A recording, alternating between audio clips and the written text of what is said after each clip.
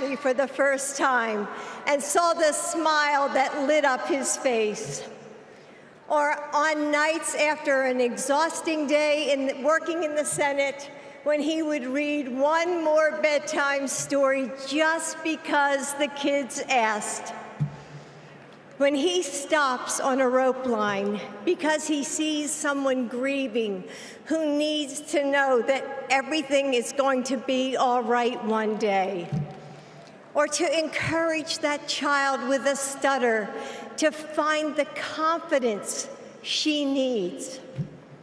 Those moments when I'm reminded of all he's accomplished in the name of something bigger than himself. Receiving the Medal of Freedom with humility.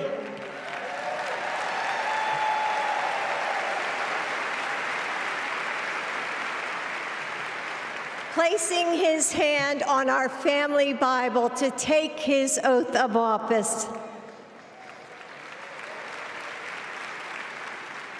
And weeks ago, when I saw him dig deep into his soul and decide to no longer seek re-election and endorse Kamala Harris.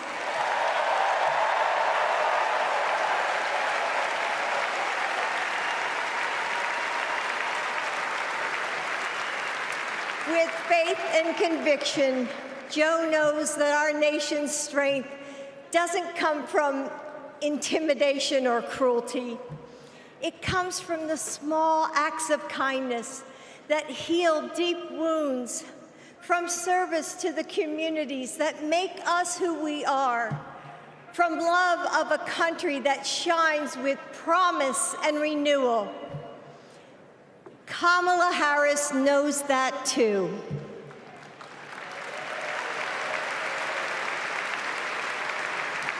Our son, Beau, first worked with Kamala when he was Attorney General of Delaware. He told me at the dinner table one night, "Mom, she's special, someone to keep your eye on." And he was right. Joe and I know Kamala. We have seen her courage, her determination, and her leadership up close. Kamala and Tim, you will win.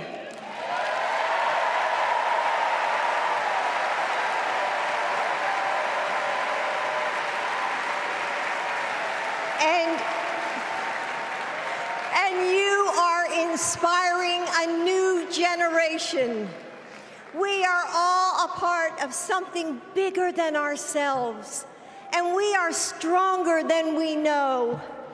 The future of our country is in the hands of those in this room and all of you watching at home. It's going to take all of us, and we can't afford to lose.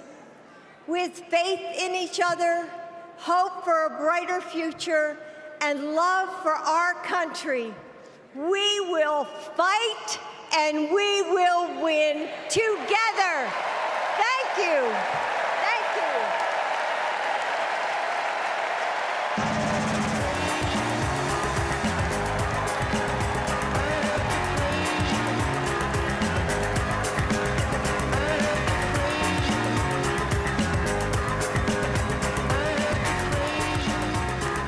Please welcome first daughter, Ashley Biden.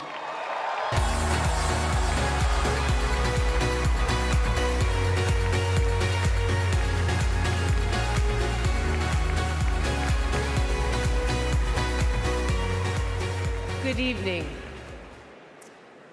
I have this memory. It's the eve of my 8th birthday. Dad is still in D.C., tending to urgent matters in the Senate. That night, as a surprise, Mom told me, Beau, and Hunter to get in the car. I remember pulling up to the Wilmington Amtrak station, riding up the escalator to the platform. The train stops, doors open, and Dad steps out. As soon as I saw him, I run down that platform and jump into his arms. Like magic, Mom brought out a cake, they sang happy birthday, and I blew out the candles. Dad hugged me, and he said that he had to get back to work. He crossed to the southbound train, and off he went to DC. That was a snapshot of one moment, of one day, on this extraordinary journey of being Joe Biden's daughter.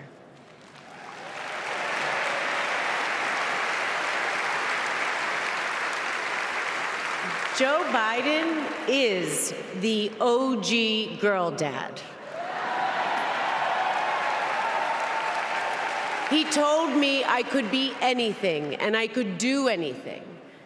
As a child, I would sit on the leather chair in his office doing my homework, and he would sit next to me doing his work, drafting the Violence Against Women Act.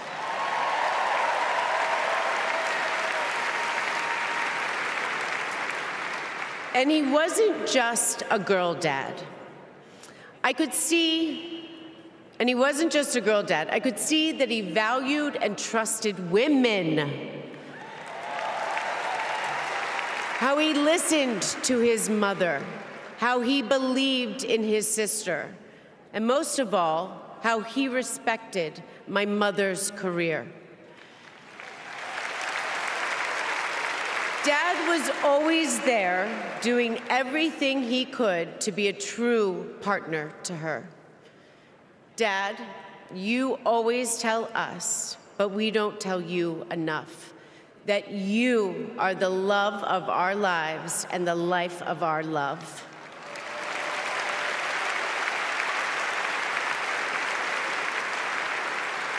I had my wedding reception in my parents' backyard. At the time, my dad was vice president. But he was also that dad who literally set up the entire reception. He was riding around in his John Deere four-wheeler, fixing the place settings, arranging the plants, and by the way, he was very emotional. I thought that I would be a mess, but he was the one crying, and I was the one who had to comfort him. Before he walked me down the aisle, he turned to me and said that he would always be my best friend. All these years later, Dad, you are still my best friend. His example in service inspired my career. I'm a social worker in Philadelphia.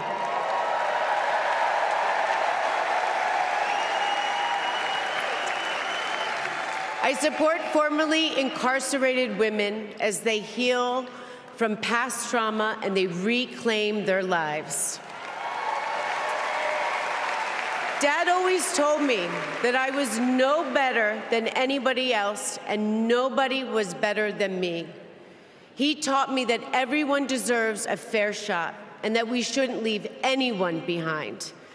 That's what you learn from a fighter who has been underestimated his entire life. When I look at Dad, I see grace, strength, and humility. I see one of the most consequential leaders ever in history.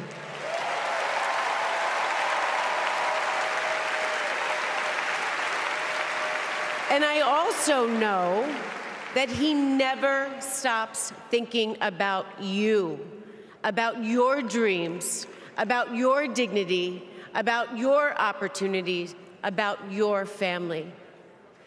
Dad knows that family is everything.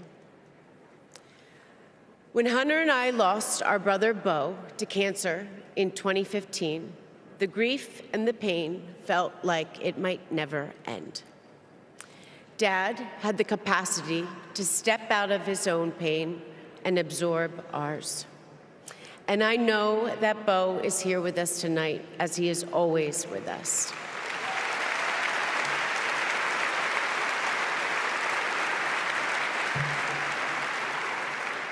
After Beau passed, I got this tattoo on my wrist. It says, "Courage, dear heart." a reminder to myself to keep going, to get back up, like my dad has always done. He has taught me that a courageous heart is a miraculous thing. A courageous heart can heal a family. A courageous heart can heal a nation, and maybe even the world. And now, this election requires the courageous hearts of all of us. In 2020, my dad selected Kamala Harris to beat Donald Trump. And he knows in 2024, she will beat Donald Trump again.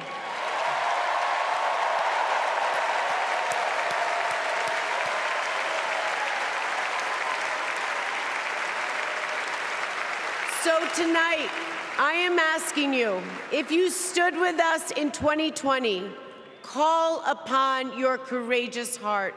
Stand with us today. Work harder than you have ever worked before in your life. This is the fight of our lifetime. Our freedom, our democracy, our reproductive rights. All of this, all of it is on the ballot. And I know together we can do this because my dad helped show us the way. And now, I would like to introduce my father, your 46th President of the United States, Joe Biden.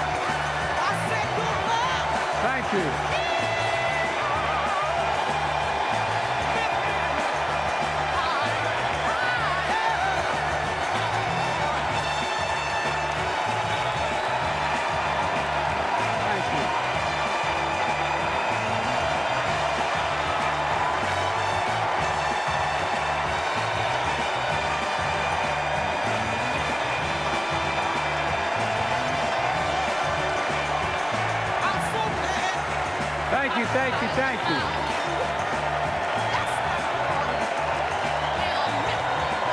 Thank you.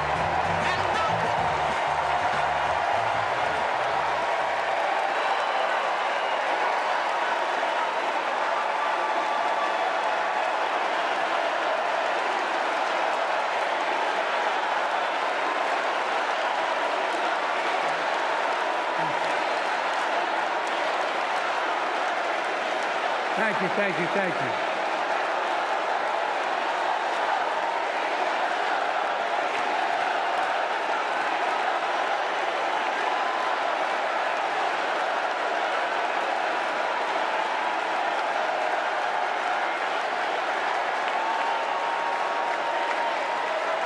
Thank you, thank you, thank you.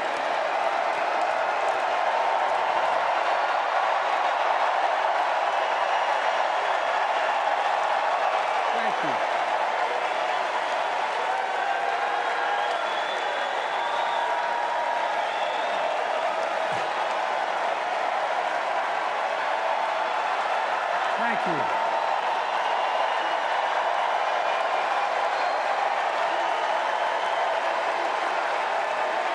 Thank you. I love you. Thank you.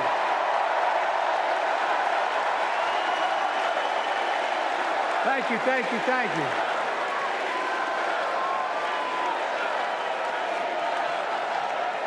That was my daughter.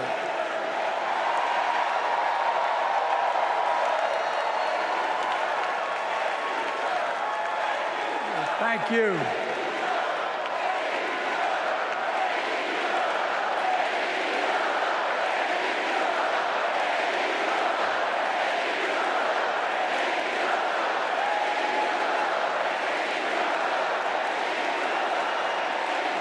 Thank you, thank you, thank you. Thank you. Thank you for so. I tell you what.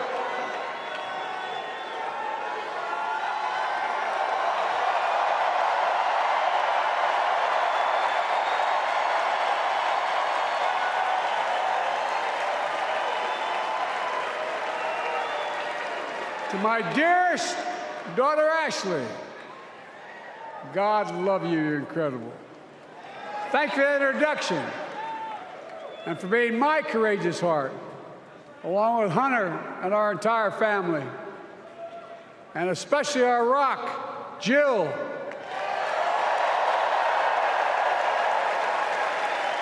Who, as those of you who know us, she still leaves me both breathless and speechless. Everybody knows her. I love her more than she loves me. She walks down the stairs, and I still get that going, boom, boom, boom. You all will know me. No, I'm kidding. Let's give a special round of applause to our First Lady, Jill Biden.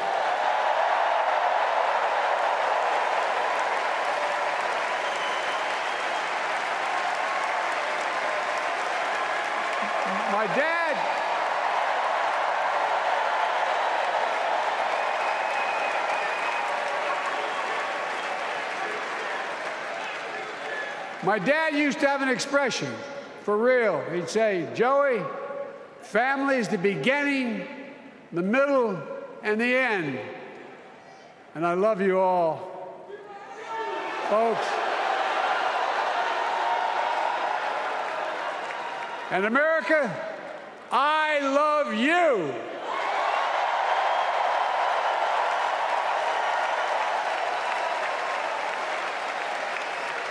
Folks, let me ask you.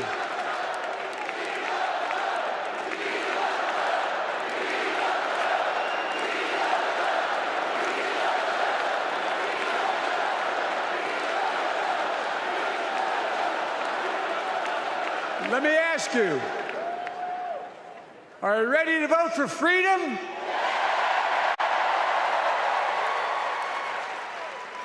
Are you ready to vote for democracy and for America? Let me ask you, are you ready to elect Kamala Harris and Tim Walz, President and Vice President of the United States?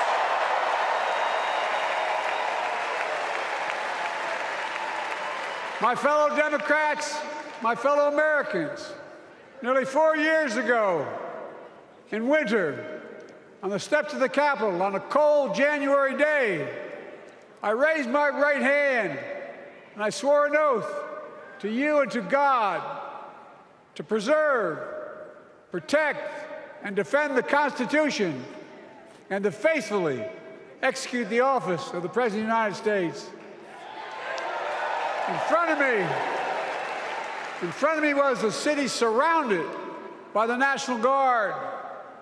Behind me, a Capitol just 2 weeks before had been overrun by a violent mob. But I knew then, from the bottom of my heart, that I knew now, there is no place in America for political violence. None. You cannot say you love your country only when you win.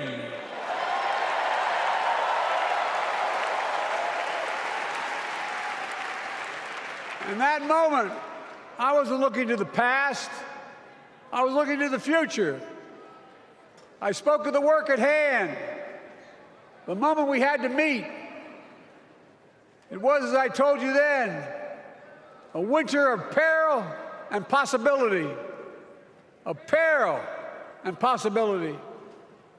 We're in the grip of a once-in-a-century pandemic, historic joblessness, a call for racial justice long overdue, clear and present threats to our very democracy. Thank you.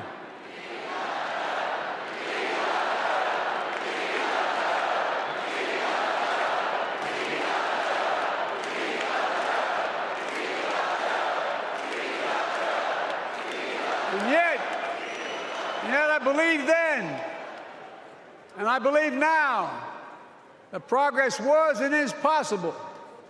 Justice is achievable.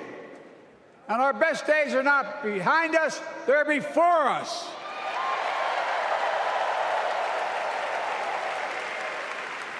Now it's summer.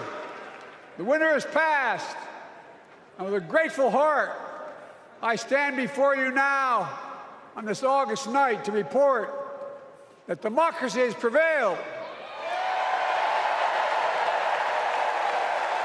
Democracy has delivered. And now democracy must be preserved.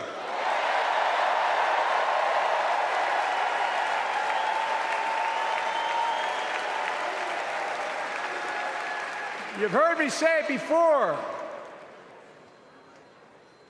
We're facing an inflection point. One of those rare moments in history when the decisions we make now will determine the fate of our nation and the world for decades to come. That's not hyperbole, I mean it literally. We're in a battle for the very soul of America. I ran for president in 2020 because of what I saw in Charlottesville in August of 2017. Extremists coming out of the woods, carrying torches, their veins bulging from their necks, carrying Nazi swastikas, and chanting the same exact anti-Semitic bile that was heard in Germany in the early 30s. Neo-Nazis, white supremacists, and the Ku Klux Klan, so emboldened by a president then in the White House that they saw as an ally. They didn't even bother to wear their hoods. Hate was on the march in America. Old ghosts and new garments, stirring up the oldest divisions, stoking the oldest fears, giving oxygen to the oldest forces that they long sought to tear apart America. In the process, a young woman was killed. When I contacted her mother, I asked about what happened. She told me. When the president was asked what he thought had happened, Donald Trump said, and I quote, "There are very fine people on both sides. My God." That's what he said. That is what he said and what he meant.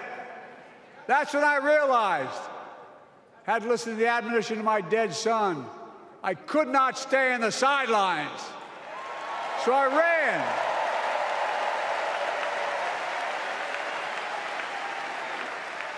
Because I had no intention of running again. I just lost part of my soul. But I ran with a deep conviction. In America, I know and believe in an America where honesty, dignity, decency still matter. An America where everyone has a fair shot and hate has no safe harbor.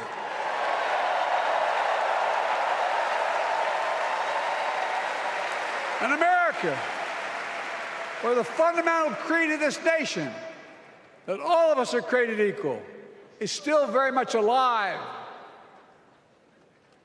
And a broad coalition of Americans joined with me. 81 million voters voted for us, more than any time in all of history. Because of all of you in this room and others, we came together in 2020 to save democracy.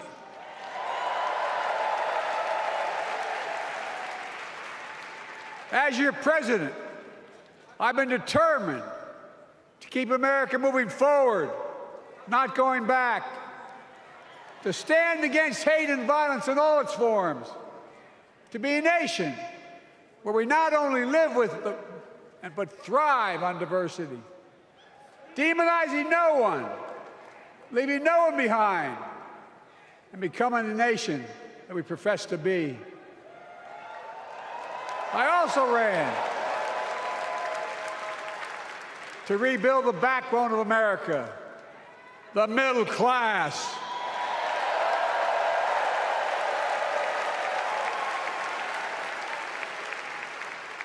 I made a commitment to you that I be a president for all Americans, whether you voted for me or not.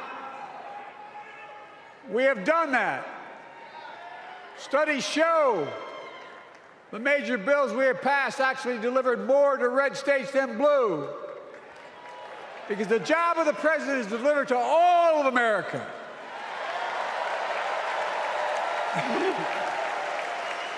And because of you, and I'm not exaggerating, because of you, we've had one of the most extraordinary 4 years of progress ever, period.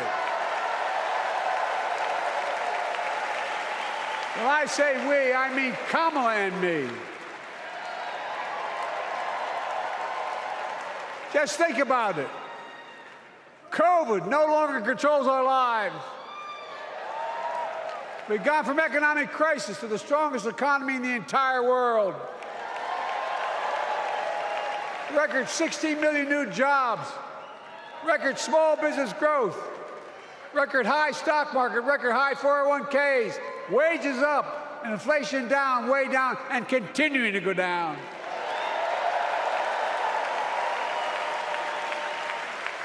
The smallest racial wealth gap in 20 years. And yes, we both know we have more to do, but we're moving in the right direction. More Americans have peace of mind that comes from having health insurance. More Americans have health insurance today than ever before in American history.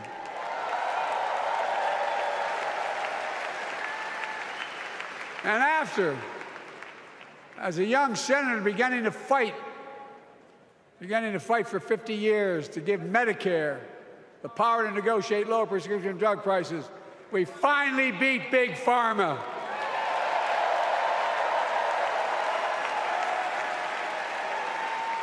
And guess who cast the tie-breaking vote? Vice President, soon-to-be President Kamala Harris.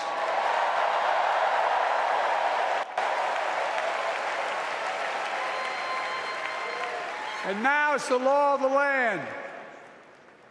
Instead of paying $400 a month for insulin, seniors with diabetes will pay $35 a month. The law we passed already includes, starting in January, every senior's total prescription costs can be capped at $2,000 no matter how expensive the drugs they have.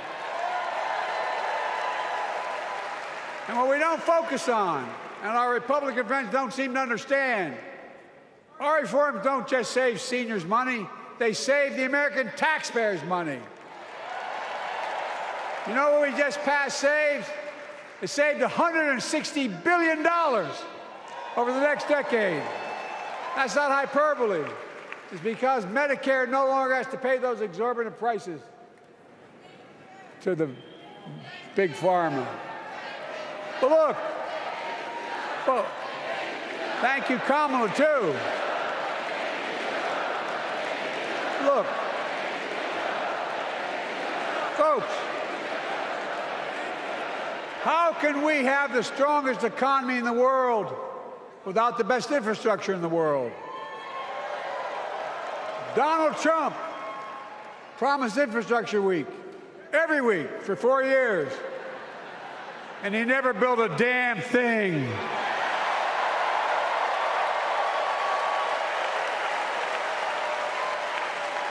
But now, because of what Kamala and I have done, remember we were told we couldn't get it done. Remember when we came into office, we couldn't get anything passed?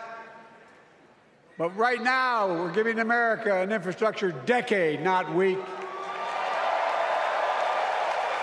We're modernizing our roads, our bridges, our ports, our airports, our trains, our buses.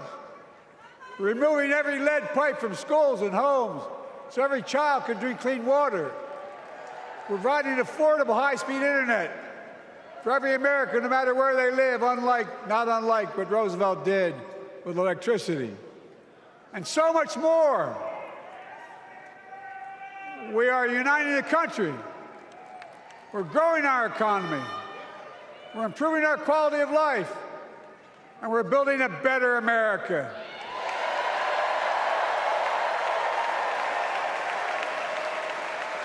Because that's who we are. How can we be the strongest nation in the world without leading the world in science and technology? After years of importing 90% of our semiconductor chips from abroad, which America invented those chips, our Chips and Science Act meant that private companies from around the world are now investing literally tens of billions of dollars to build new chip factories right here in America.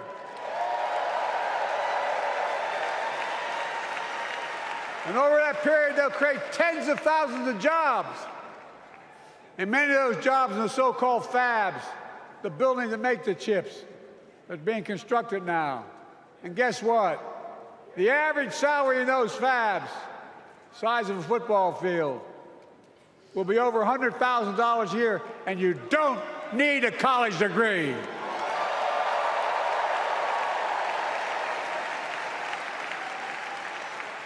Because of you and so many electeds out there, American manufacturing is back. Where the hell to say we wouldn't lead the world in manufacturing? 800,000 new manufacturing jobs.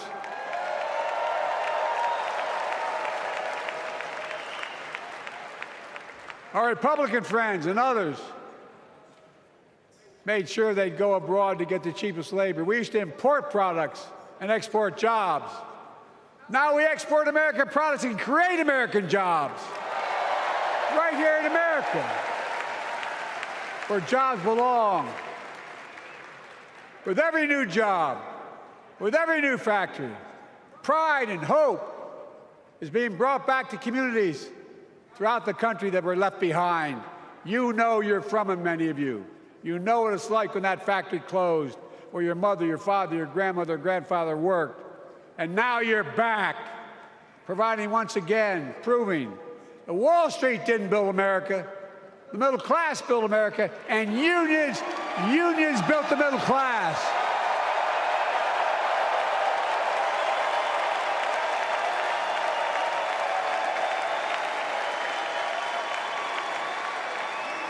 It's been my view since I came to the Senate. And that's why I'm proud to have been the first president to walk a picket line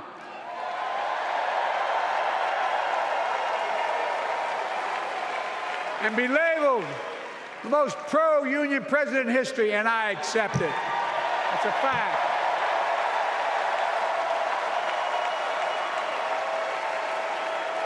Because when unions do well, we all do well.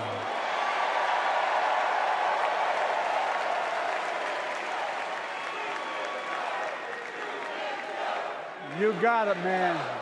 You got it.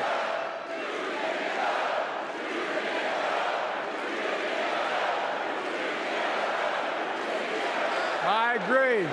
I'm proud. Look, remember we told we couldn't get anything done because we couldn't get anything done in the Congress? Well, with your support, we passed the most significant climate law in the history of mankind.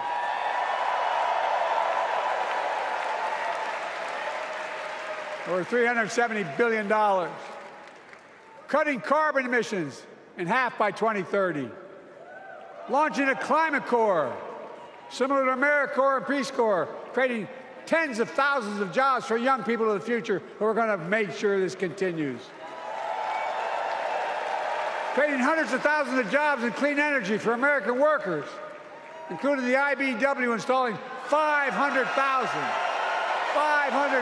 charging stations all across America. And in the process, reducing carbon emissions. And we're seeing it. We're seeing to it that the first beneficiaries of environmental initiatives are those fence-lined communities that have been smothered by the legacy of pollution. Louisiana and Delaware, Route 9, all the factories, all those chemical factories are right next to the poorest neighborhoods. They're the ones we're going to bring back.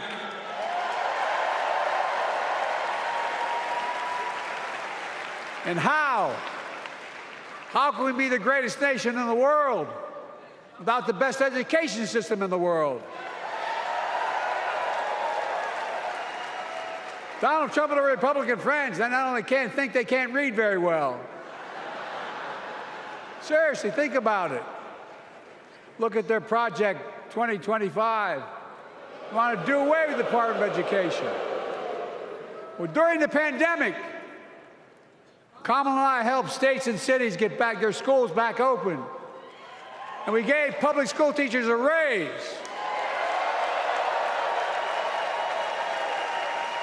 We created apprenticeships with businesses and communities, putting students on a path to a good paying job, whether or not they go to college. And by the way, we're making college a hell of a lot more affordable. Increasing Pell Grants by $900. Over $15 billion to HBCUs. Minority service education, including Hispanic institutions and tribal colleges. We kept our commitment to provide more student relief than ever by lifting the burden of helping millions of families so they could get married, start a family, buy a home, and begin to build family wealth and contribute to the community and grow our economy. It's not costing us, it's creating more wealth. We fundamentally transformed how our economy grows, from the middle out and the bottom up, instead of the top down. You know, my dad used to say there wasn't a whole hell of a lot to drop down on my kitchen table at the end of the month. I come from a basic middle-class family, 3-bedroom house, 4 kids, a grandpop living with us, decent neighborhood, but never a penny to spare. And look, that top-down notion never worked. A lot of Democrats didn't think it worked, thought it worked, but it doesn't. And when we did all that, what we've done, everybody can do well. Everybody.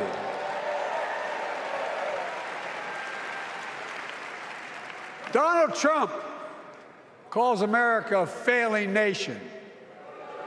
No, I'm serious. But think about this. Think about this. He publicly says to the whole world, I'm going to say something outrageous, I know more foreign leaders by their first names and know them well than anybody alive. Just because I'm so damn old. But I'm not joking. Think of the message he sends around the world when he talks about America being a failing nation. He says we're losing. He's the loser. He's dead wrong.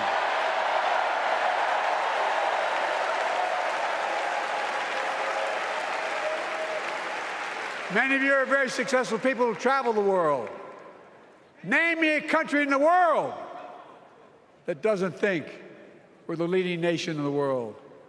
Without America, not a joke, think about it. I'm being literal. Who could lead the world other than the United States of America? Well, guess what? America's winning, and the world's better off for it.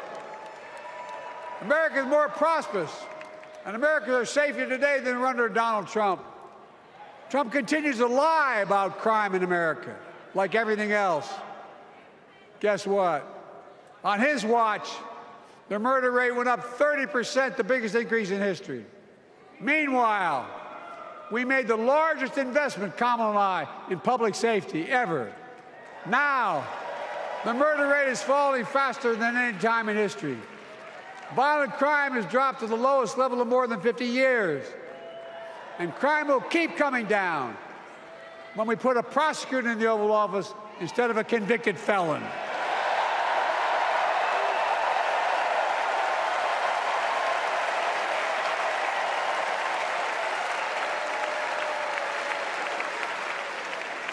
And folks, the distinguished senator from the Senator from California and I passed the first ban on assault weapons. And guess what? It worked. If we care about public safety, we need to prevent gun violence. And what makes me ashamed when I travel the world, which I do, more children in America are killed by a gunshot than any other cause in the United States. More die from a bullet than cancer, accidents, or anything else in the United States of America. My God. That's why Kamala and I are proud. We beat the NRA when we passed the first major bipartisan gun safety law in 30 years.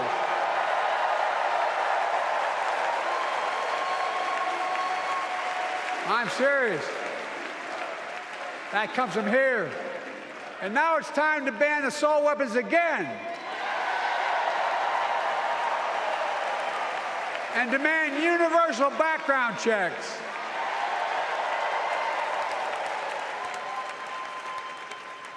It's hard. I never thought I'd stand before a crowd of Democrats and refer to a president as a liar so many times. No, I'm not trying to be funny. It's sad. Trump continues to lie about the border. Here's what he won't tell you. Trump killed the strongest bipartisan border deal in the history of the United States that we negotiated with the Senate Republicans. Took 4 weeks. Once it passed, I never acknowledged the most expansive border change in American history. He called senators to say, don't support the bipartisan bill, because he said it would help me politically and hurt him politically. My God. No, I'm serious. Think about it. Not a joke. Ask even the press who doesn't like me. They'll tell you that's true. Typically, Trump, once again, putting himself first and America last. Then I had to take executive action. The result of the executive action I took, border encounters have dropped over 50%. In fact, there are fewer border crossings today than when Donald Trump left office. And unlike Trump, we will not demonize immigrants, saying they're the poison of blood of America, poison the blood of our country. Kamala and I are committed to strengthening legal immigration, including protecting dreamers and more.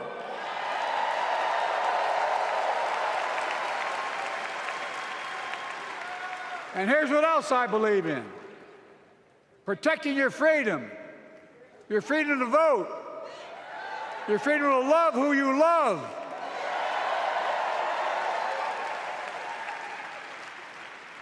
And your freedom to choose.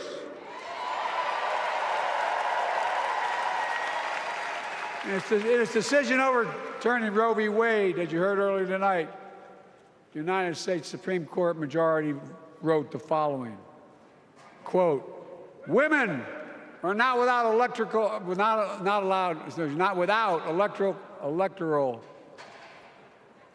or political power.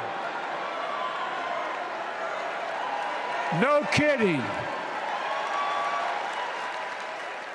MAGA Republicans found out the power of women in 2022.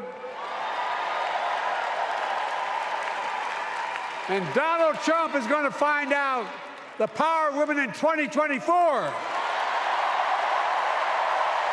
Watch.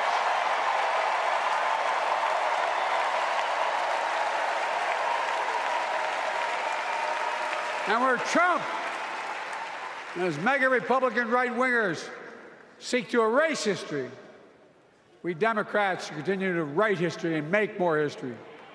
I'm proud to have kept my commitment to appoint the first black woman to the United States Supreme Court.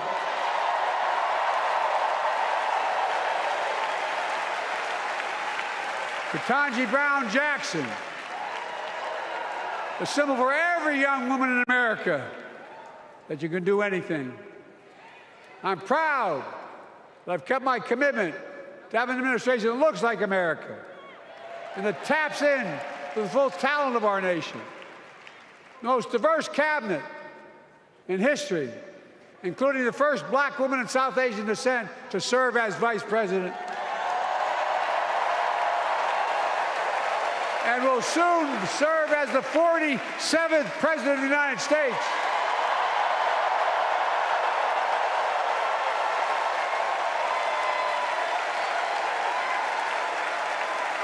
She is good. Look. Thank you, Kamala.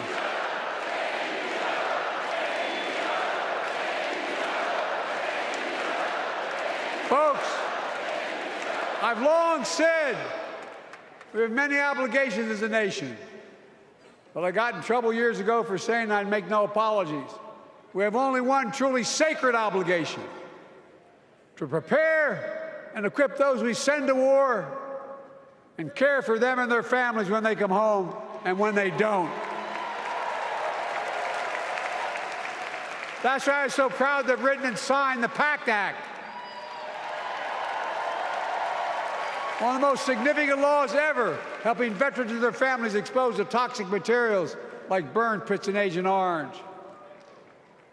I was around during the Vietnam War. It's hard. Nobody was able to prove that there's illness was a consequence of Agent Orange. And no one was able to prove initially that because they lived in burn pits like my son lived next to in Iraq for a year, that is the cause of their illness. But because of the PACT Act, a surviving spouse with 2 children is now eligible for a stipend of about $3,000 a month. And those children who lost a parent are eligible for tuition benefits to go to college and to get job training. It's already helping over 1 million veterans and their families just so far. Well, I love them, and I'm so proud of my son's service. We get it. But guess who doesn't get it and doesn't respect our veterans? We know from his own chief of staff, the 4-star General John Kelly, that Trump, when in Europe, would not go to the grave sites in France. The brave service members who gave their lives to this country. He called them suckers and losers. Who in the hell does he think he is? Who does he think he is? There's no words for a person. They are not the words of a person not worthy of being commander-in-chief, period. Not then, not now, and not ever. I mean that. I mean that from the bottom of my heart.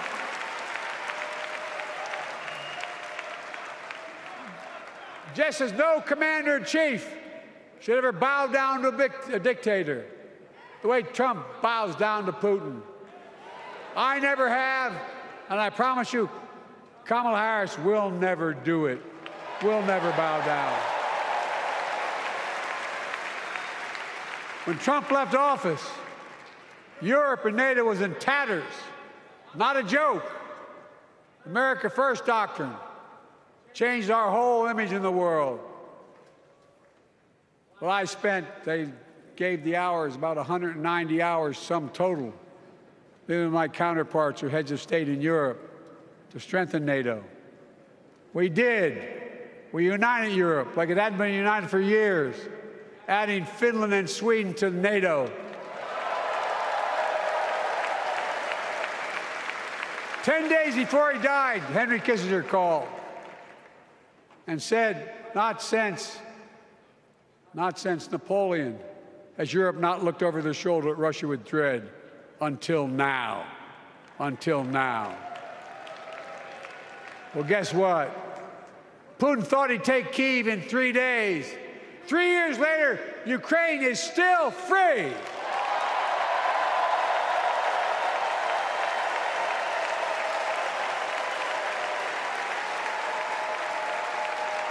When I came to office, the conventional wisdom was that China would inevitably surpass the United States.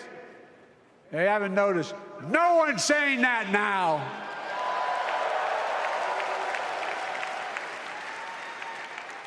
And we'll keep working to bring hostages home and end the war in Gaza and bring peace and security to the Middle East.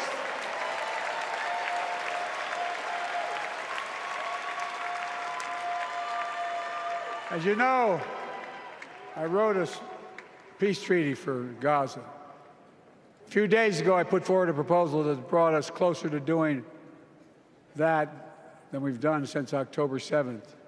We're working around the clock, my Secretary of State, to prevent a wider war and reunite hostages with their families and surge humanitarian health and food assistance into Gaza now. To end the civilian suffering of the Palestinian people, and finally deliver a ceasefire and end this war.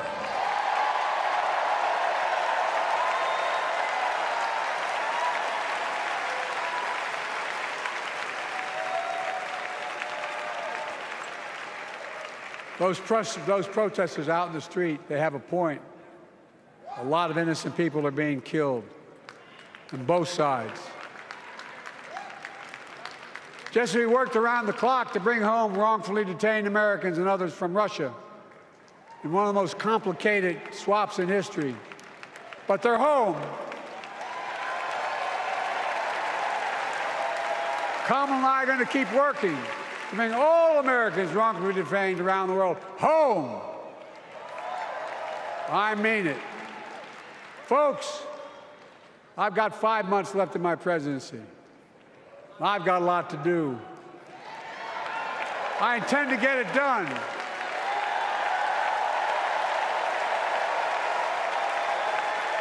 It's been the honor of my lifetime to serve as your president. I love the job, but I love my country more. I love my country more. And all this talk about how I'm angry at all those people who said I should step down, that's not true.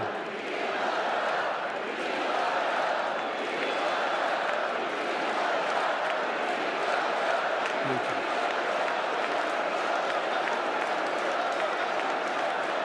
I love my country more, and we need to preserve our democracy. In 2024, we need you to vote. We need you to keep the Senate. We need you to win back the House of Representatives. And above all, we need you to beat Donald Trump.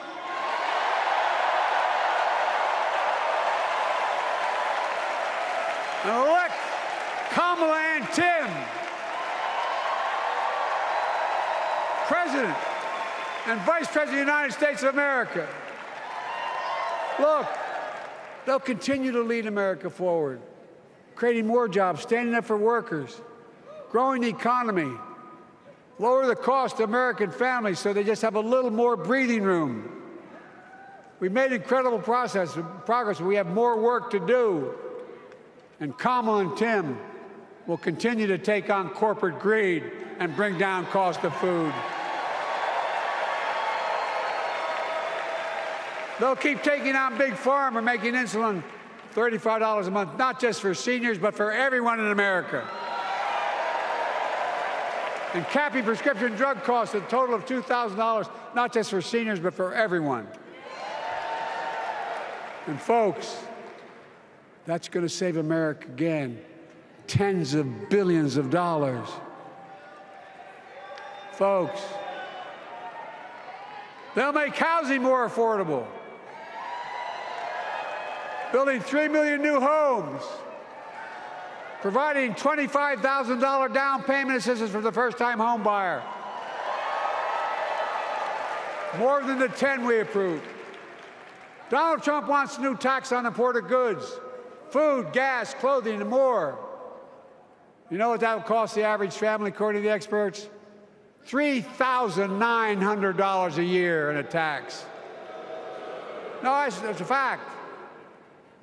Kamala and Tim will make the child care tax credit permanent.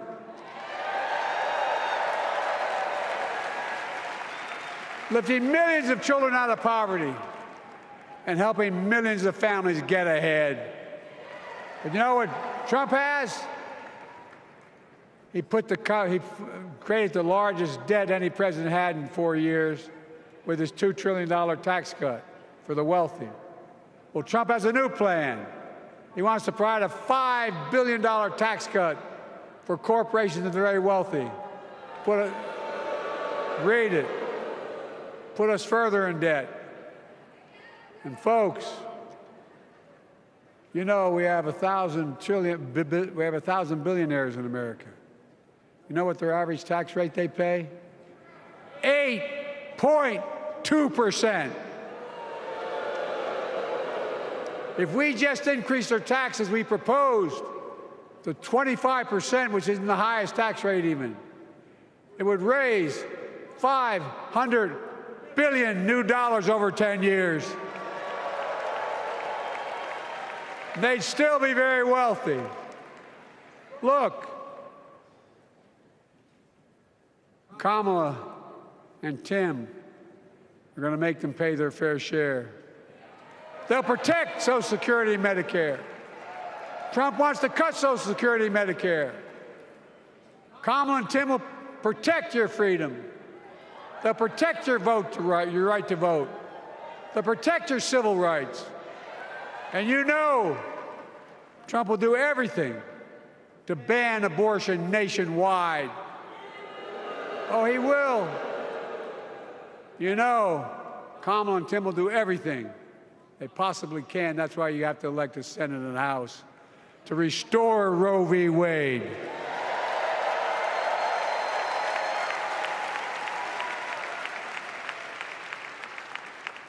The ancient Greeks taught us that character is destiny. Character is destiny. For me and Jill, we know Kamala and Doug are people of character. It's been our honor to serve alongside them.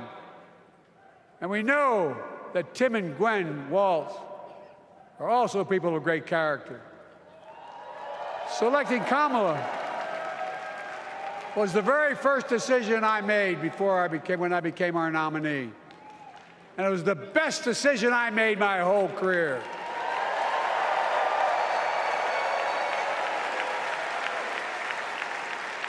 We've not only gotten to know each other, we've become close friends. She's tough, she's experienced, and she has enormous integrity, enormous integrity. Her story represents the best American story. And like many of our best presidents, she was also vice president. That's a joke.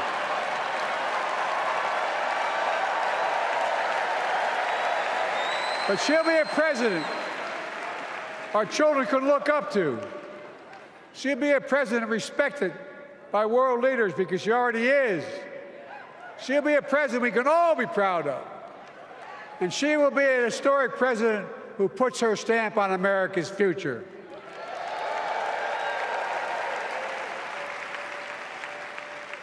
This will be the first presidential election since January 6th. On that day, we almost lost everything about who we are as a country. And that threat, this is not hyperbole, that threat is still very much alive. Donald Trump says he will refuse to accept the election result if he loses again. Think about that. He means it. Think about that. He's promising a bloodbath if he loses, in his words. And that he'll be a dictator on day one, in his own words. By the way, this sucker means it. No, I'm not joking. Think about it. Anybody else said that in the past, you'd think he was crazy. He is crazy, but you'd think it was an exaggeration, but he means it. We can't let that happen. Folks, all of us carry a special obligation. Independents, Republicans, Democrats. We saved democracy in 2020, and now we must save it again in 2024.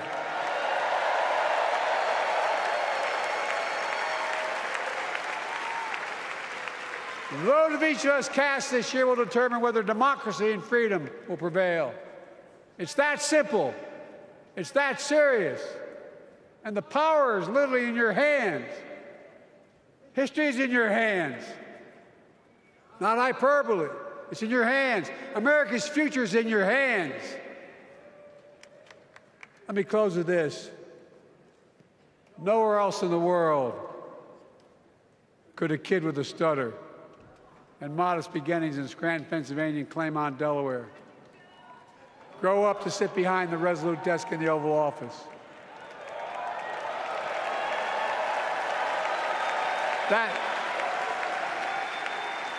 That's because America is and always has been a nation of possibilities.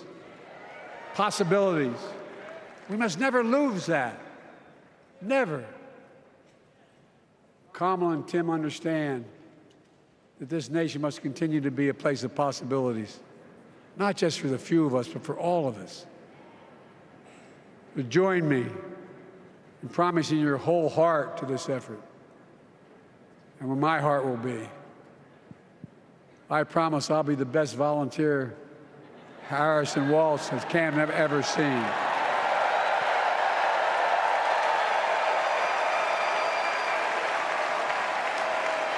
Each of us has a part in the American story. For me and my family, there's a song that means a lot to us, that captures the best of who we are as a nation. The song is called American Anthem. There's one verse that stands out, and I can't sing worth a damn, so I'm not going to try. I'll just quote it. The work and prayers of centuries have brought us to this day. What shall our legacy be? What will our children say? Let me know in my heart when my days are through. America, America, I gave my best to you.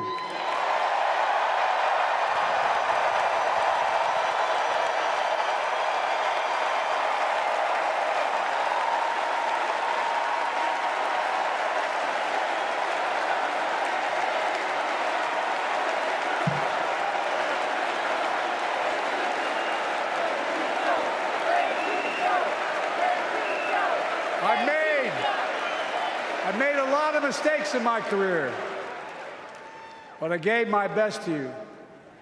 For 50 years, like many of you, I've given my heart and soul to our nation. And I've been blessed a million times in return with the support of the American people. I've either been too young to be in the Senate because I wasn't 30 yet, and too old to stay as president. But I hope you know how grateful I am to all of you. I can honestly say, and I mean this from the bottom, give you my word as a Biden, I can honestly say I'm more optimistic about the future than I was when I was elected as a 29-year-old United States Senator. I mean it. Folks, we just have to remember who we are. We're the United States of America.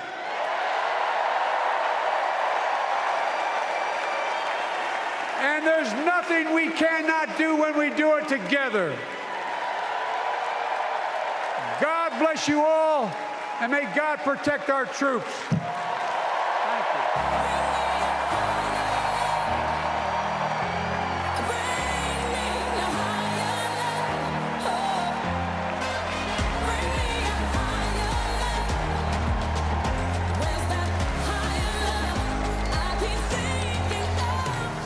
President Biden wrapping up this first night of the Democratic Convention here in Chicago, saying for 50 years, I have given my heart and my soul to this country. And he said, I love my job, but I love my country more. And that is part of the reason he decided to not seek re-election and pass the torch to Kamala Harris in what has been an electrifying first day of this 4-day Democratic convention. He came out to this crowd. There was a standing ovation for about 4.5 minutes. It never seemed to end. People on their feet saying, we love you, Joe, with those big placards there. John Dickerson is with us. John? Fired up Joe, too, for the whole speech, full of energy. It was both a victory lap, all that he had done, took cheers, endless cheers, really. Barbs at Donald Trump, of course, but then he also at the end turned and became kind of the grand marshal of the Harris-Walz campaign. Not just saying, oh, and Kamala Harris helped me too, but they will carry this on. And if the theme of the night has been everybody has to work harder than ever for the various things that they believe in and care so much about, that was his final message. I gave my best to you, himself as a model for the party that he hopes will give their best to keep that dream going. Robert, he spent a lot of the speech, it was a long speech, talking about his many accomplishments. And a long career, a political life that began in the darkness of 1972, losing his wife and his daughter, ends age 81 here on this stage, at least for now, talking about optimism, saying, yes, he's not happy with everything that's gone on in his presidency or his career, but he ended, and he was determined to do this, I'm told by his advisors, on a high note, to send a message to the Democratic Party, chin up, cheer up, go win. Adriana Diaz is over on the podium where she could see the family, many of them gathered backstage. As Joe Biden said, family is the beginning, the middle, and the end, something he learned from his own father. You could see the family backstage, Adriana? Nora, I had a direct line to backstage where we saw family members gathered. We saw Hunter Biden sitting down, locked in on the screen of his father. Hunter, who's been engulfed in so much turmoil, just hanging on every word of his father. But we also saw tears. We saw high-level staffers who've been around the Biden family supporting them, wiping tears away with their hands, grabbing tissues. Just as the president came out, there was just that a heavy, emotional moment. For the Bidens, politics has always been a family affair, and his family and his inner circle are surely feeling the poignancy of this moment. People give a lot of their lives when they're in political campaigns. They leave their families for long periods of time. They pour everything into these campaigns because they do. Whether you're a Democrat or a Republican, they care deeply about this country, and they sacrifice a lot in the name of public service. Ed O'Keefe is on the floor, convention floor. I can imagine it's quite a scene there, Ed. It really was, Nora, a sea of these "We Love Joe" and "Thank You, Joe" signs for what was kind of a rhetorical anthology. All of the big, the themes of his speeches, his policy achievements. And the only person I saw fall asleep during this speech, and you can forgive him for this, was the president's 4-year-old grandson, Bo Jr., who was awake at the start but gave out after about 10 minutes. His grandchildren, the First Lady, sat here on the floor near us. Quite emotional for them. They were in tears at times watching not only their aunt or their daughter or their wife, Ashley, but then the president himself. There was one brief interruption as some protesters tried to unfurl a banner in the back of the arena. Others stepped in pretty quickly to block them and stop them.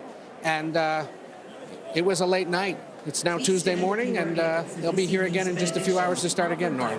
Ed O'Keefe, thank you so much for your reporting, and that wraps up the first day of the Democratic National Convention. Join us all week for the CBS Evening News and more primetime coverage of the DNC right here on CBS. For all of us at CBS News, thanks for staying up late with us or into the morning. I'm Nora O'Donnell. I was going to say good night from Chicago, but good morning from Chicago. See you tomorrow.